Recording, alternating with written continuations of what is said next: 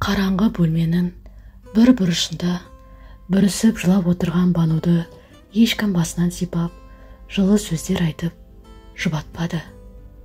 Даңғарадай іші жиһазға толы керемет үйді жылу жүйесі жылытып тұрғанымен, Банудың жанын жылататын ешкімі жоқ.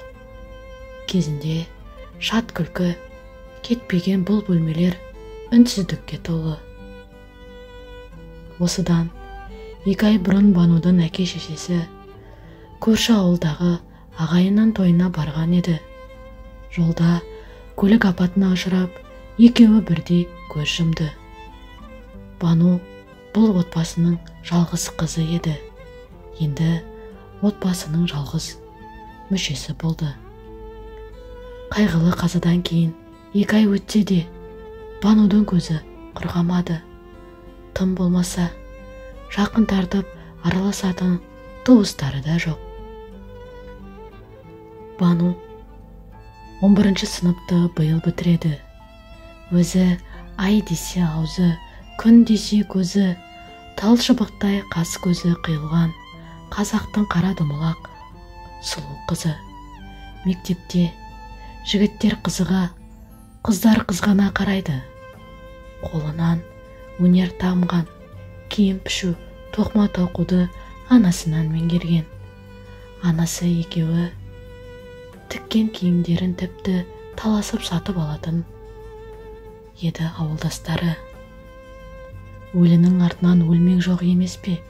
Келесі күні таңертең Бану өз-өзіне келіп, болашаққа жоспар жайлы ойланады.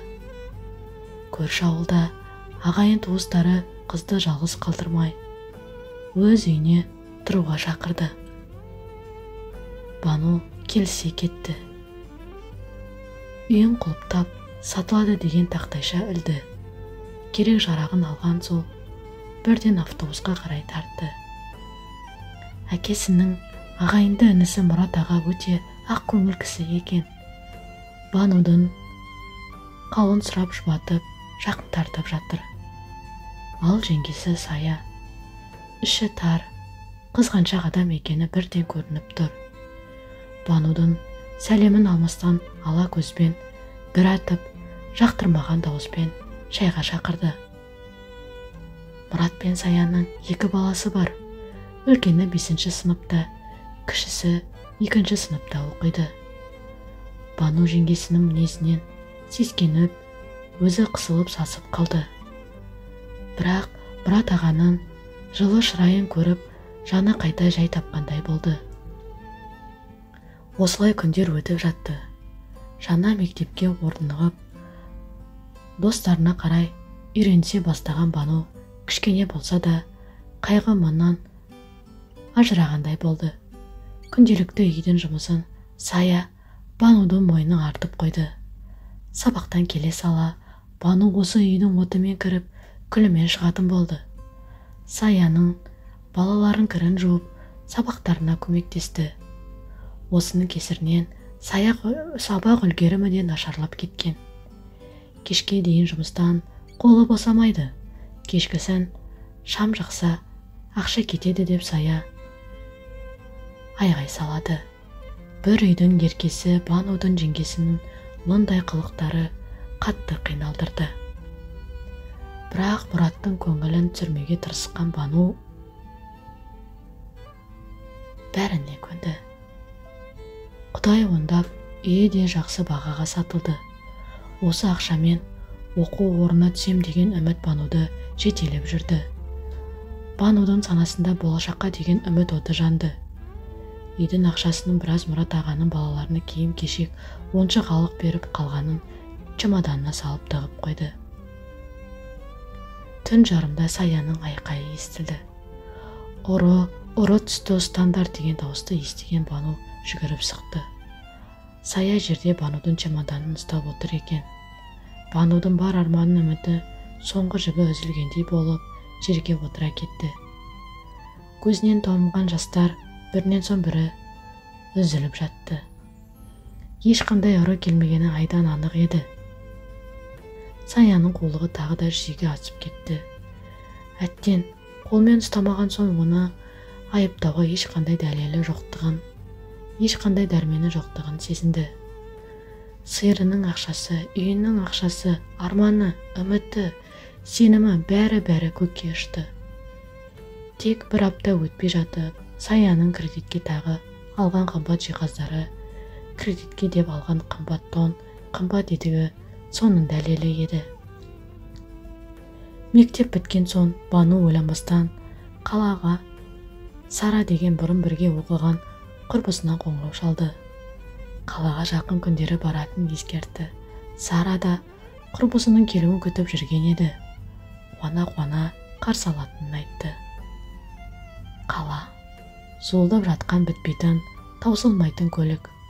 Автобустан аузы ашылып, жан-жағына жатырқап түскен Бануды Сара алыстан ақ таныды. Тек Сараны тану мүмкін емес еді. Шашын сарыға бояп, қысқа белдемшесі желбіреп, биік өкше туфлие анық басып келе жатқан қызды Бану бірден танымады. Жақындап келгенде ғана көрген ол, мойнынан құшақтап алып, жылап жіберді. Сара әке-шешесіне көңіл айтып, жолдың жиегінде тұрған көлікке мінгізеді. Құрбысының көлік айдағанына тамсанған Бану шын жүрекпен қуанды. Екеуі Сараның пәтеріне келіп, 3-4 сағат сырласты. Бірін-бірі қатты сағынысқан құрбылар шай ішіп отырып, бір жыласып, бір күлісіп өткенді ой елегінен өткізді. Бану өкінішке орай жоғарғы оқуына түсе алмапты. Қатты қамықты. Бірақ бір жағынан жұмыс деп ақша тапсам кейін оқып алармын деп те ойлады. Сара таныстары арқылы Бануды даяшы етіп жұмысқа орналастырды. Күндер, айлар өтіп жатты. Қаланың жайына үйреніскен Бану жақсы ақша таба бастады. Ақшасын Сараға беріп тұрды. Сараның өзі әнші еді. Түнделеді мейрамхана, дәмханаларда өлең айтып, нәпақасын тауып жүреді. Қалтасында әрқашан ақша жүреді. Жұмыс, үй, жұмыс, осы екі арада жүретін Бану Сара бір көңілі сейілтіп достарымен болатын кешке алып шықпақшы болды. Сараның жүздеген көйлегін ішіне ең әдемісін кигізіп, бояндырып еді. Бану керемет жайнап шыға келді. Алғашында келіспей қойған. Оны құрбысы күштеп үйінен шығарды. Сараның достары өзі сияқты ашық жарқын еркен. Кезек-кезек ән салып, көңілді отырды. Бану да енді үйренсе бастады. Әшейінде ауыз жаппас Нұрлан бұл жолда бәрін таң қалдырды. Аузына сөз түспей қысылып отырды. Мұның себебін бәрі түсінді-ау деймін. Бірден вальс қойды. Нұрлан Бануға жақындап келіп биге шақырды. Екеуі бұл биді үнсіз биледі. Бірінен ұялып, бір қызарып, бір бозарып, тіл қатысып, Нұрлан әнші жігіттің өте сымбатты сыпайы нағыз ер жігіт екен. Негізгі Сара екеуі Нұрсара атты дуэт құрған. Бірге көптеген тойларда елдің батасын алып, керемет дауыстарымен тамсандырып келеді. Ал Сара сырттай Нұрланға ғашық. Мұны Нұрлан сезеді, бірақ Сараның қыңыр мінезін онша ұнатпайтын еді. Енді міне, бір көргеннен Банудың сұлулығына, биязылығына байланып қалған Нұрланның өзінен махаббат ұшқыны байқалды.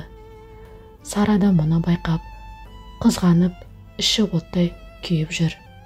Мектеп кезінде де Сара ұнатқан жігіттер Бану көңілдерін айтушы еді. Тағы да солай болды. Бану да білдірмегенмен Нұрланды бірден ұнатып қалды. Кеш біткен соң Сара мен Бануды Нұрлан шығарып салды.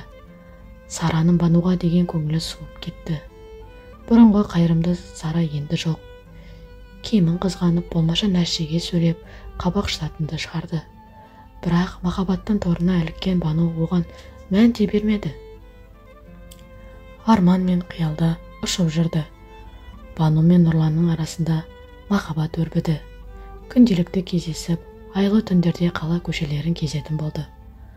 Нұрлан домбырасын әкеліп, Банужан екеуміз үйленгенде саған беташар жырын өзім сырқаймын. Тыңда міне, былай тұр бетіңді мынамен жаба тұр деп киімін жауып қойып, айт келін ау, айт келін деп шырқай жөнелетін. Көшедегілер таңырқап қарап, тамсанып та қарап өтетін. Бану киімнің астында шексілесі қатып күліп отырады. Құшақ-құшақ күлге Бануды қарық қылды. Екеуі ғашықтар көңілді жүзді. Дүниедегі болып жатқан жағдайларға қарамады. Бейне бір басқа әлемде сияқты. Сара болса, Бануды жек көрген соншалық, тіптен оған құтылудың жолын қарастыра бастаған еді. 8 наурыз еді. Нұрлан Бануды кешкі 8-де орталық паркке шақырды. Өкінішке орай, қаланы білмейтін Бану Сарадан көмек сұрады. Осыны пайдаланған Сара ойланбастан басқа парктың мекен жайын сызып берді. Әдемі киіп дайындалып Бану кездесуге шықты. Саябаққа келген Бану кіре беріс есікте ұзақ күтіп қалды. 1 сағат, 2-3 сағат өтті. Нұрлан келмеді. Қараңғы түсіп қалған еді. Ал Сара бұл кезде Нұрланға телефон шалып, Бануды басқа жігітпен кетіп қалғанын, оған сатқындық жасағанын айтты. Нұрланның қызғаныштан көзі қарауытып, естігенін бәрін шын көріп тұрды.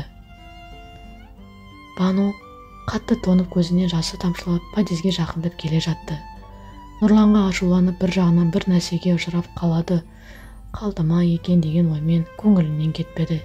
Кенет бұрылыстан шамын шақпай ұшып шыққан көлік оны қақты да кетті. Көзін ашса, палатада жатыр екен. Жанында медбике, басқа ешкім жоқ. Аяқтары қатты ауырып тұр. Жай басын көтеріп қарап еді, есінен танып қала жаздады. Екі аяғы тізесінен төмен кесіп тастапты. Бар даусымен айғайлап жылай бастады. Медбике құшақтап жұбатты. Қайтесің, жанында демеу болар ешкім жоқ. Медбикенің аянышты сезімі еріксіз қызды құшақтап жылы сөздер айтқызды. Аспан жерге түскендей, бүкіл әлем одан теріс айналғандай еді. Ауруханада 1 апта жатты. Осы 1 аптаның ішінде ешкім келмегеннен жанына батты. Әттен, әке шешем-ай, жанымда болсаңдар, жылы құшақтарымен жылытар едіңдер. Мейірімдеріңді сағындым. Неге мен? Бір кезде мейірбекке сүйінші сұрағандай, Бану, жігітіңіз келіп тұр деді. Өз құлағына өзіне сенбеген Бану ұшып тұрайын дезді. Бірақ аяғын көңілі қайта түсті. Палатаға кірген Нұрлан Банудың жанына ақырын жайғасты. Бану қуанып қолынан ұстайын деді. Нұрлан қолын тарта қойды. Қалайсың деді. Өзің көріп тұрсың ғой, Бану жылап жіберді. Кешір Бану, мен қоштасуға келдім дегенді. Нұрланның сөздері жығылғанға жұдырық болды. Кішкене болса да жаның жұбаныш іздеген Банудың жүрегі қақ айырылды. Нұрланның соншалықты қатыгез екені ойы түгел түсіне кірмеген еді. Кешір, ата-анам сау келін керек қой. Сен де мені түсінші деді. Бану үн қатпады. Терезеге тесіліп қарап жатты. Көзінің жасын сүртті де, кете бер, бақытты бол, деп нақ-нақ жауап берді.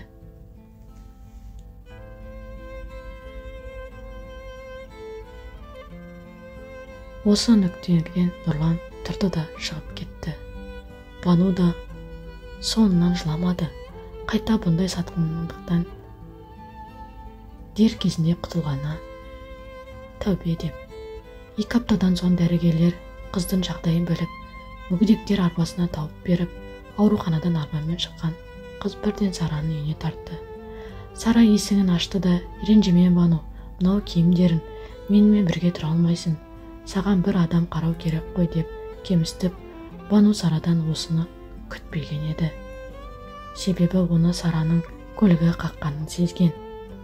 Киімдердің арасынан тек керектілерін теріп алайын, көтере алмаспын деп ойланған Бану киімдерін ақтарып отырып, анасы екеу тіккен көйлектерді көріп, көңілі босап кетті. бар ішіндегі жиналған қайғысы көйлектің бетінен басып отырып жылап шығарып алды. Оны көріп тұрған Сара еш аяушылық танытпады. Қайта Нұрланға қолы жеткеніне сезініп қуанып тұрды. Тіккен киімдерін Бану орталық базардан алдыңғы жайып қойды. Мүмкін мүгедек тіккен көйлектерді біреу аяп сатып алатын шығар деп ойлады. Негізі осы отырысына өзі қатты қанжылды. Киімдеріне мән беріп жатқан ешкім жоқ, бірақ сұлу қыздың бұл отырысы көбісінің көңілін жабырқатты. Кеште батып қалған. Қалтасындағы азын-аулақ тиынға жақын жерден барып, ыстық нан алып келейін деп арбасынан дөңгелегін айналдырып кетті. Нанын алып келе жатырып еді, оның киімдеріне бір өте қымбат киінген үлкен келіншек тамсана қарап тұрғанын байқады. Жанына ұшып келіп, апай бірдеңе іздедіңіз бе, ұнады ма деп алғашқы жақындаған адамына қуанып кетті.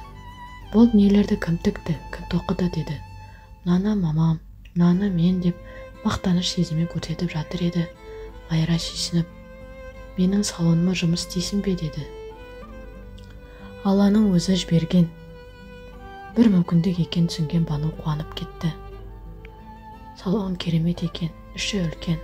Майраның қол астында 6 қыз жұмыс істейді екен. Тек байлар киінетін салон ау шамасы. Бану бірден тігілген, пішілген киімдерді қызықтап кетті. Майра Бануға таза киім беріп, қызды жөніне келтіріп, бірден жалақысын келісіп алды. Бірақ қазір Бану жалақыны ойлап тұрған жоқ. Қалай базарда түнеймін деген қорқыныштан құтылғанына қуанып отыр. Майра өте ақ көңіл, қайырымды келіншек. Жалғыз ұлы бар. Ол шетелде дәрігер болып жұмыс істейді екен. Бануды қызындай көріп, Бануды қолына өнер дамып тұр емес пе? Оның тіккен бұйымдарына сұранысты артып, Майраның ісі оңға басты. Майра ұлы Сәбитті әуежайдан күтіп алды. Жолай болған оқиғаларды Бану жайлы бәрін айтып берді. Келе салып, Сәбит Банумен танысуға асықты. Себебі өзі дәрігер болған соң, әрқашан қол ұшын беруге асығып тұратын. Банудың сұлулығына тәнті болған Сәбит бірден шетелдегі қызметтестерінен хабарласып, Бануға протез аяқ салдыруға келісті. Мұндай мейірімдікті бұрын сонды көрмеген Бану бұл кісілерге шексіз риза еді. Бір айдан соң Бану мен Сәбит Израильге ұшты. Ол жақта 3 апта болып қайта Қазақстанға аяқтан еш айырмашылығы көрінбейтін, білінбейтін жасанды аяқпен қайтқан Бану бақытты еді. Бір-біріне бауыр басып қалған екеуі қалай ұнатып қалғандарын да байқамай қалды. Сондықтан Сәбит Бануға үйленуге ұсыныс жасағанда ол ойланбастан келісті. Тойға да аз күн қалды. Тамада таңдап отырған Бану газет бетіндегі Сара мен Нұрланның суреттерін көзі шалып қалды. Сәбиттің оның еркелігін көтеретін білген Бану тойымызға 2 тамақ жалдайықшы деп өтінді. Сәбит Банудың айтқанын ек етпейтінін Бану Сара мен Нұрланды және тағы бір тамаданы жалдап қойды. Той да басталды. Керемет көліктен өзі тіккен керемет көйлегімен түскен Бану шын бақытты еді. Мейрамханаға кірерде бетін фатамен жауып алды. Фатаның ар жағында Нұрланның қолына домбырасын ұстап дайын тұр еді. Жанына келген Банудың бетін ашуға құлшынып, айт келін ау, айт келін деп сайрай жөнелді. Таныс дауыс, таныс ырғақ. Банудың есіне сол кездер түсті. Бірақ өкініш жоқ, ол жай ғана мағынасыз естеліктер еді. Осы отырған ағайынға бір сәлем деп шабытты тасып тұрған Нұрлан домбырамен фатаны көтерді. Ар жағынан сұлулыққа тұнып тұрған Бануды көргенде суық суды бастан аяқ қиып жібергендей сезінді. Өкініш өзегін өртеп, бозарып қатты қынжылды.